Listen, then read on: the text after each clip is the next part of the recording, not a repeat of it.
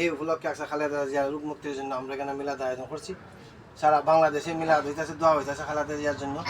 আমি সবাইকে বিশেষ করে অনুরোধ করবো খালেদা জিয়ার জন্য এবং দেশ নেত্রীর জন্য। উনি কিন্তু বারবার বলছেন যে আমি দেশ ছেড়ে কোথাও যাব না, আমার মৃত্যু হবে দেশে, আমার জন্মটাই দেশও। উনি কিন্তু দেশ ছেড়ে যান না, আজকে উনি শয্যায় মৃত্যু শয্যায় আছেন। আমি সবাইকে বলবো, অনুরোধ করবো যে সবাই আমরা যেন দোয়া করি, আল্লাহ পাক যেন উনিরে নেক হায়াত দেন এবং দ্রুত সুস্থ দান করেন, আমাদের মাঝে আবার ফিরে আনেন, এই আশা আমরা সবাই করতাম এবং দোয়া করতাম উনির জন্য। এখন মোনাজাত হবে, হুজুরে মোনাজাত করবেন। সবাইকে আমার সালাম, আসসালামু আলাইকুম।